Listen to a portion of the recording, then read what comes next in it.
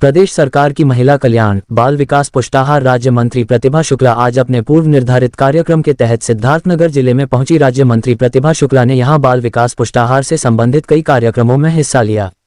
इस मौके पर राज्य मंत्री प्रतिभा शुक्ला मीडिया से बात में कहा कि यह पोषण माह चल रहा है। इस पोषण माह में गर्भवती धात्री तथा अन्य छोटे बच्चों के स्वास्थ्य का विशेष ख्याल रखना सबकी जिम्मेदारी है। उन्होंने कहा कि केंद्र की मोदी और यूपी की योगी सरकार बच्चों महिलाओं के पढ़ाई और उनके विकास को लेकर संकल्पित है, इसलिए इस तरह के कार्यक्रम चलाए जा रहे हैं। साथ ही उनकी समय समय पर मॉनिटरिंग भी की जा रही है। विपक्ष के भाजपा सरकार की जमीन पर काम न करने के आरोपों पर उन्होंने कहा कि विपक्ष पहले दिन से इस तरह के आरोप लगा रहा है क्योंकि उनकी सरकारों में कभी कुछ नहीं हुआ और भाजपा के सरकार में लगातार काम हो रहा है, इसलिए इस तरह के अनर्गल आरोपी लगा रहे हैं। देखिए, ये पोषण माह चल रहा है और इसमें हम अपने प्रधानमंत्री जी और मुख्यमंत्री जी का धन्यवाद अदा करेंगे कि हमारे शक्ति मिशन को चलाकर नारी को साक्षर, स्वस्थ और स्वावलंबन की तरफ बढ़ने की तरफ उन्होंने अग्रसित किया। तो इसमें जो आज हम लोगों ने इस कार्यक्रम को किया सिद्धार्थनगर में, तो इसीलिए किया कि हमारी बहनें क्या महसूस कर रही हैं। हमारी बहनें आंगनबाड़ी केंद्र को प्री नर्सरी स्कूल के रूप में चलाएं। आंगनबाड़ी केंद्र में हमारे आचार विचार संस्कार दिए जाएं, हमारी संस्कृति को बचाया जाए। हमारे प्रधानमंत्री जी के 5 प्रणों को दोहराया इसीलिए कि हम उसको एकता को बनाए रखें और हमारा भारत जो है आत्मनिर्भर भारत बनकर तैयार हो। ये भी एक अभियान था कि हमारा कोई बच्चा कुपोषित ना रहने पाए। चीज़ें खाने पीने की वही हुआ करती हैं, लेकिन हम उनको ज्ञान के अभाव में दे नहीं पाते। तो हम ये चाहते हैं कि हमारे बच्चे जो सरकारी सुविधाएं हैं, जो उनको दलिया मिलता है, दाल मिलता है, रिफाइंड और चावल मिलता है, वो उन तक पहुंच जाए।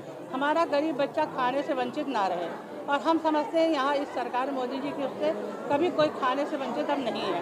कोई भी पूरी तरह से हर जगह पुष्टाहार बांटा जा रहा है।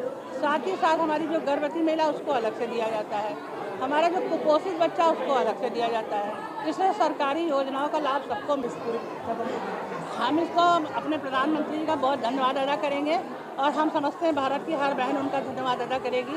उसका कारण ये नारी सशक्तिकरण के अंदर जो नारी बंधन अधिनियम है हमारा, ये बहुत ज़रूरी था।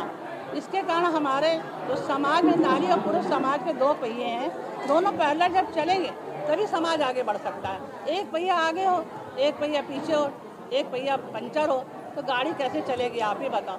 नारी पुरुष जब तक पैरेलल नहीं चलेंगे तब तक कहीं समाज में व्यवस्था नहीं हो पाएगी। इसीलिए मातृशक्ति को आगे बढ़ाने के लिए ये जो अधिनियम आया है बहुत अच्छा है।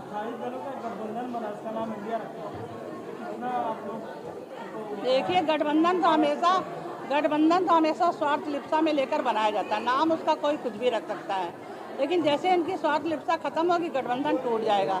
हमेशा से ऐसा आया है। जब भी बंदर बांट होता है, अब आप ही समझ लो कि रोटी वाली कहानी जो बचपन में हम लोग सुना करते थे, बंदर रोटी बांट रहे हैं तो पता चला लेने और लेने की। इस तरह से हम ये कहेंगे कि इसका कॉन्सेप्ट दानिश अली के खिलाफ शब्दों का प्रयोग किया है, उनको वो कहने लायक नहीं इन भाषाओं का प्रयोग किया, उसको आप किस तरह से देखते हैं? हम तो ये कहते हैं कि मनुष्य एक सामाजिक प्राणी है। यदि हम आदर करेंगे तो आदर मिलेगा और जैसा जो दोगे वैसा पाओगे। हमें कभी किसी का भी अपमान नहीं करना चाहिए, ये मानवता नहीं कहती है और हमारी जो पार्टी है मानवता का पाठ पढ़ाती है।